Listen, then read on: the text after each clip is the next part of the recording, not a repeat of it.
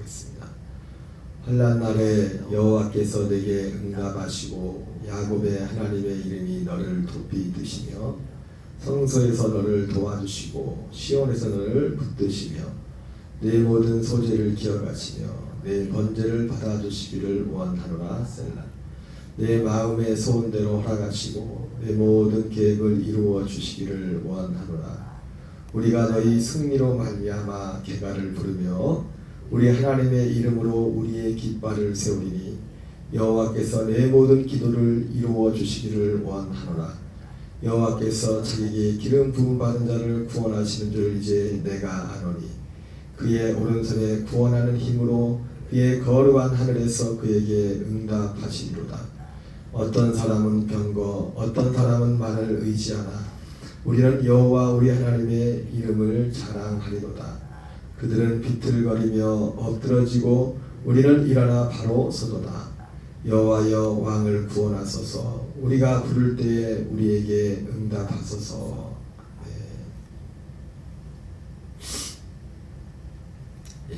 오늘은 시편 20편 1절부터 9절까지 본문의 말씀을 중심으로 진정한 나를 향하여라는 제목으로 하나님의 말씀을 전하도록 하겠습니다. 오늘은 역시 다윗이 지은 시입니다. 오늘 이 시편 20편은 어떤 특별한 어떤 형태를 취하고 있습니다. 주석서에 보면은 이 시편 20편은 우리가 주일날 예배 드릴 때 교동문을 하지 않습니까? 교동문을 하듯이 교동문에 교창문에서 교창송이라고 하는 그런 형식을 빌어서 지은 시입니다. 그래서 이 교창송은 뭐 여러 가지 경우에 하지만 이스라엘 백성들이 전쟁에 나갈 때 왕이 전쟁에 나갈 때 그 하나님 앞에 전쟁의 승리를 기원하면서 이제 제사 드리면서 불렀던 그런 형태를 취하고 있습니다. 그래서 우리도 교동문 할 때 먼저 인도자가 이제 형식이 번갈아 가면서 하지 않습니까? 인도자가 하고 그다음에 회중이 하고 또 다 같이 하고 이렇게 됐는데 오늘 어쨌든 이 형식이 그렇다는 겁니다. 이 시의 형식 자체가. 그래서 1절부터 6절까지 한 단락, 그리고 7절부터 8절까지 1절부터 6절까지는 어떤 한 대상자들이 하고 그리고 7절부터 8절까지는 또 다른 사람들이 하고 그 다음에 마지막 9절은 다 같이 우리 교동문에도 다 같이가 있죠. 가끔씩 그냥 교동그룹 하나 끝나지만 또 다 같이 이제 형태가 그런 형태로 되어 있어요. 그래서 굳이 이거를 전쟁에 나갈 때 부르는 교창문으로 한다면은 교창성으로 한다면은 1절부터 6절까지는 회중이나 거기 있는 사람들이 그 왕을 향해서 왕을 위해서 기도해주는 그런 형태라고 볼 수 있어요. 그리고 7절과 8절은 그 왕이나 제사장이나 왕이 제사장의 자격으로서 거기에 대한 또 화답하는 이렇게 그리고 9절은 다 같이 우리가 그래서 우리라는 그런 표현들이 나오지 않습니까? 어쨌든 오늘 다윗의 이 시편은 그런 형태로 나와 있어요. 그래서 환난 날에 여호와께서 내게 응답하시고 야곱의 하나님의 이름이 너를 높이 드시며 우리 한번 그래서 한번 1절부터 6절까지 한 단락을 한번 읽어보겠습니다. 시작.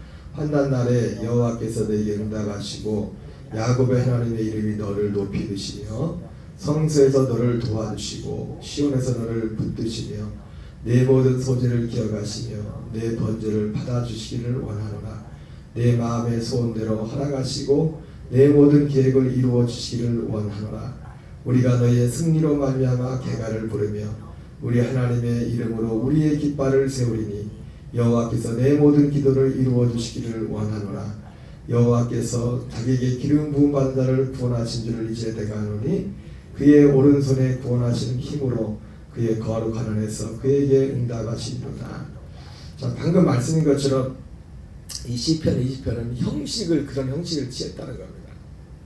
실제로 이걸 그대로 가지고 와서 전쟁 때 새로 이게 번갈아가면서 이거를 불렀는지 그건지 모르겠지만 근데 이제 그런 어떤 기본적인 어떤 그 바탕 하에서 이 형식을 이런 형식을 빌어가지고 이 다윗이 지은 시 다윗이 불렀는데 여기서 우리가 중요한 한 가지 어떤 표현적인 걸 볼 때 이것이 같이 교창하는 교창성이 될 수도 있겠지만은 이것은 또 어떤 면에서는 나 혼자 다윗이 혼자 하나님 앞에 드렸던 어떤 기도송이 될 수 있는 겁니다. 그때 이때 참 중요한 어떤 대목이 뭐냐면 오늘 이 20장 특별히 1절부터 지금 얘기할 때 이게 사실은 지금 어떤 사람 내가 지금 1절부터 6절까지 아까 말했던 것처럼 그 전쟁 나갈 때 불렀던 그것을 말한다면은 그 백성들이 자기가 아닌 지금 왕을 축복해 주는 거지 않습니까? 왕에 대해서 이렇게 원함을 말하는 거지 않습니까? 주관적인 자기가 아닌 어떤 객관화 다른 타자에 대해서. 근데 이것이 그 형식 교창성의 형식이라는 그걸 가지고 한다면 그런 것이 맞지만은 또 이것이 다윗이 혼자 이걸 갖다 부른다고 할 때 이 1절부터 5절 6절까지는 어떤 거냐면 자기 자신 사실은 이것이 자기 자신에 가는 거지 않습니까? 자기 자신에 가는 건데 만약에 내가 지금 내가 지금 이걸 실제로 정상적으로 그런 의미에서 본다면 어떻게 볼래? 환난하는 여호와께서 내게 응답하시고 야곱의 하나님의 이름이 나를 높이 드시며 이렇게 해야겠죠, 그죠? 근데 오늘 이 형식을 그대로 갖다가 우리가 시편 42편에도 보면 그런 표현이 나옵니다. 그 사도 다윗이 거기서도 굉장히 어떤 어려운 환경 가운데 불안하고 그럴 때 우리가 잘 아는 그 익숙한 그 시편이 있습니다. 내 영혼아. 근데 내 영혼아 하면서 그 다음부터 뭐냐면 제 3인칭으로 합니다. 내가 어찌하여 낭망하며. 내 영혼아 내가 어찌하여 낭망하며 이렇게 해야 되는데 내 영혼아 내가 어찌하여 낭망하느냐. 내가 어찌하여 불안해하느냐. 마치 오늘 그 형식은 교창성이라는 그런 형식을 취하고 있지만 그 시편 42편에 나오는 그런 것처럼 제가 그래서 이 처음에 이제 이 설교를 보면서 설교 제목을 처음에 그렇게 했어요. 사심에서 공심으로. 우리가 사심이라는 게 있고 공심이라는 게 있죠. 마음이. 이 사심은 뭐예요? 굉장히 주관적인 거죠, 그죠? 공심은 객관적인 거예요. 객관적인. 내가 주가 될 때는 그게 주관이 되지만은 내가 저만치 떨어져서 내가 제 3자 입장에서 내가 아니라 제 3자 입장에서 이렇게 볼 때 그것은 공심이 되는 거죠. 우리가 하나님 앞에 기도하는 것도 사람이 사심을 갖게 되면은 마음에 그게 좋은 면으로 사심이라는 게 좋은 면으로 쓰이지 않잖아요, 그죠? 그래서 공심 어떤 그런 것을 말하는데 오늘 이 시편 20편에 나오는 이런 표현의 이런 형식을 보면서 우리가 기도를 해요. 이걸 보면서 제가 떠올랐던 말씀이 딱 이 말씀을 해서 지금 내게 응답하시고 너를 높이 드시며 너를 도와주시고 너를 붙드시며 내 모든 소재를 기억하시며 내 번제를 받아주시기를 원하노라. 내 마음의 소원대로 하시고 내 모든 계획을 이루어 주시기를 원하노라. 우리가 너의 승리로 말미암아 개가를 부르며 너의 승리로 말미암아 개가를 부르며 우리 하나님의 이름으로. 여기서 다윗은 그런 형식을 빌렸지만 여기서 너가 누구냐는 사실은 나 자신의 주관한 나를 객관화시키는 객관. 여러분 기도도 그래서 이것이 우리의 기도의 어떤 형태, 또 다른 형태가 되었어요. 내가 주거나 내가 됐을 때는 기도의 주체가 기도를 하는 지금 나의 입장에서 할 때는 그것이 간구가 될 수 있겠지만은 지금 너라는 글을 놓고 기도할 때는 그게 뭐냐면 어떻게 보면 선포의 어떤 형태가 돼요. 선포. 이렇게 될지어다. 어떻게 보면 이거는 이미 이루어진 것과 같은 그런 어떤 형태를 취하는 거예요. 그래서 오늘 이 전체적인 이 형식은 교창성이라는 그런 형식을 빌었지만 오늘 다윗이 이 찬양을 부르면서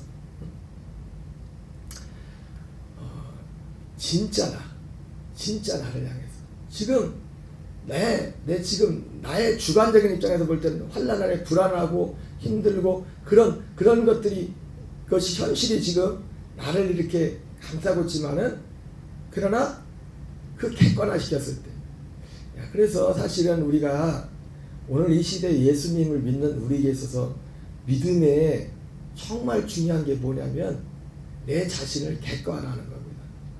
내 자신을 가장 객관화를 잘했던 사람이 누구냐면 사도 바울이죠. 이게 뭐냐면 여러분 결론적인 말씀이지만 진정한 객관화는 그리스도 안에서만 가능한 그리스도 안에서. 그래서 고린도후서 5장 16절 17절에 사도 바울 그러잖아요. 내가 전에는 예수 그리스도도 육체대로 알았지만 이제는 어떤 사람도 육체대로 알지 않는다. 육체대로. 누구든지 그리스도 안에 있으면 새로운 피조물이다. 그러니까 오늘 마치 이 다윗이 부르는 찬양 구약 시대에 살았지만은 이 시적인 표현이 비록 시적인 어떤 표현이라고 할지 모르겠지만은 자기 자신을 객관화해 자기 자신. 나가 이게 그리고 객관할 수밖에 없는 게 이제 우리는 특별히 이 시대에 이 그리스도 예수 안에 사는 이 시대에 사실은 진짜 우리의 믿음의 길 가는 데서도 정말 중요한 게 뭐냐면 이 믿음의 객관합니다. 그 믿음의 객관한 건 뭡니까? 우리에게는 사도 바울이 고린도후서 5장 16절 17절에 그 말을 했을 때 내가 전에는 예수 그리스도도 육체대로 알았지만 이제는 어떤 사람도 육체대로 알지 않는다. 대부분 많은 사람들 우리가 그리스도 안에 들어지 못하면 나 자신에 대해서 그냥 나 자신 그냥 딴거라니 나 자신 그거로만 봅니다. 근데 우리 안에 그죠? 그리스도 안에 전에는 나밖에 없죠. 나 자신 옛사람 그리스도 밖에 있는 나 그 모습 범죄하는 모습 누추한 모습 더러운 모습 만물보다 부패하고 심히 부패한 사람의 마음이라는 것처럼 그 모습 그거 하나밖에 없어요. 사실은 선하다는 것조차도 선을 포장한 자기의이고 옛사람 죄의 몸 안에 그럴듯해 보이는 그것조차도 이렇게 보면은 거기에는 하나님과 원수돼. 여러분 그렇습니다. 그리스도 밖에 있는 사람은 아무도 하나님을 기쁘시게 할 수 없어요. 그래서 로마서 8장에 말해요. 육체 가운데 있는 자는 하나님과 원수가 되고 하나님을 기쁘시게 할 수 없다. 그럴듯하게 여러분 옛사람 안에도 선이라는 게 있어요. 그래서 선악과예요. 선악과. 그리스도 밖에 인간적 입장에서 그게 하나님이 인정하는 선이 하나님 앞에 인정받을 수 없는 선이지만 선이라는 게 있다고요. 사람들이 그 선에 속죠. 그래서 그 선이 잘 발휘될 때는 사람들이 교만하고 그 선이 좀 약화될 때는 자기가 낙심하고 이게 자기 선의 정체입니다. 그러니까 오늘 다윗이 오늘 우리가 이 땅을 살면서 우리가 믿음의 신앙의 삶의 싸움에서 정말 중요한 게 뭐냐면 사실은 제가 매일 전하는 말씀이 사실은 그거예요. 사실은 내 자신을 객관화하는 내 순간 내가 전에는 예수 그리스도도 육체대로 알았지만은 이제는 어떤 사람도 육체대로 알지 않는다. 사도 바울이 나 자신을 볼 때에도 이제는 그리스도 안에 와서는 확실하게 나라는 한 사람이지만 한 사람만 존재하는 두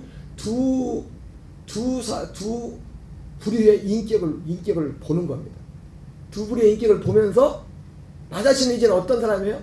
첫 번째 그 인격이 아니라 그 지날처럼 그거는 내가 아니라 이 두 번째 새로워진 그 인격 그리스도와 연합한 그 인격 그 첫 번째 옛사람의 인격 안에서 어떻게 해요? 그냥 달라고 저러고 종처럼 달라고 이렇게 가는 거예요.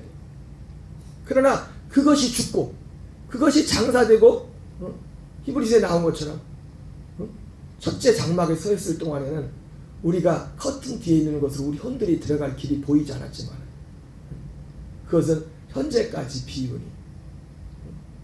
그 첫째 장막 그 커튼 그 휘장은 우리 그분의 육체라.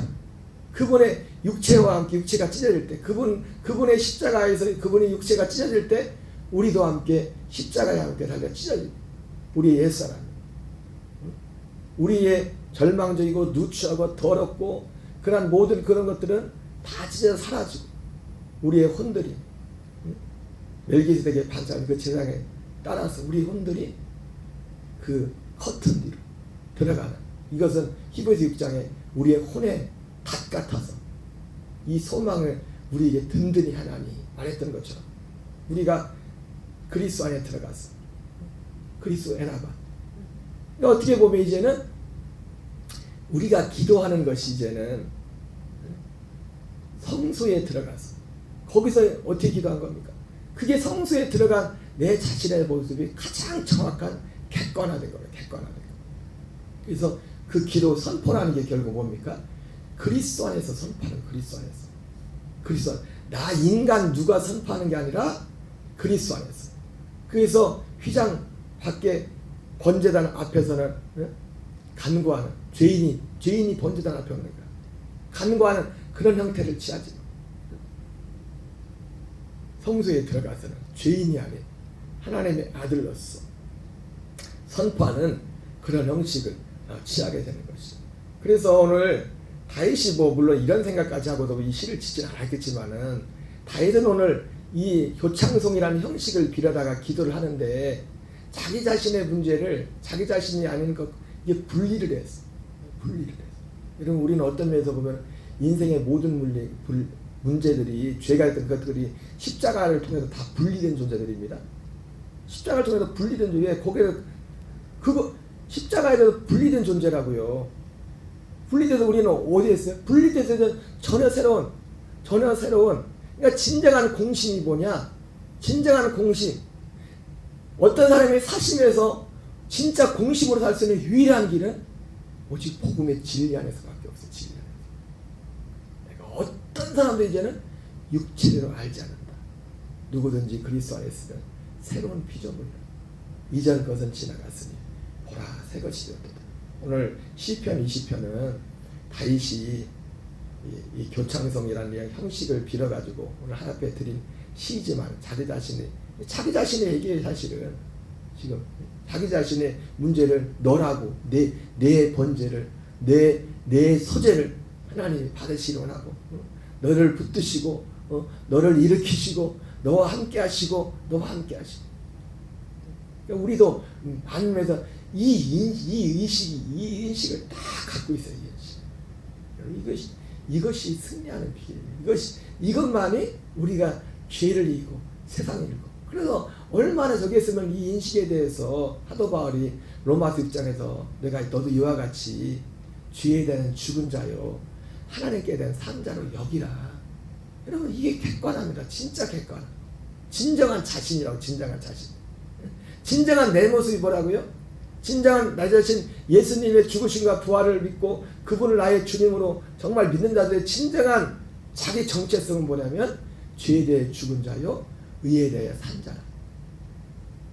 이 정체성 안에서 여전히 우리를 죄짓게 하고 우리를 유혹하는 것도 있지만 그 순간순간마다 우리가 그것을 인식할 때마다 그 죄를 인식하고 우리에게 어떤 그 죄라는 것은 어떤 우리의 실제 주관적인 죄를 지는 것도 있겠지만 여러분 죄라는 것이 걱정, 염려, 불안, 두려움 다 이런 것들 다 거기에 속하는 그 영역에 속하는 겁니다. 왜? 하나님의 나라는 의와 성령에서 의와 평강과 희락만 있댔잖아요.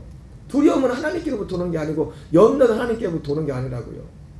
이런 모든 것들 안에서 우리가 그리스도 밖에 있을 때는 여전히 그걸 붙들고 거기서 해야겠지만은 우리의 실제 모습은 그게 아니라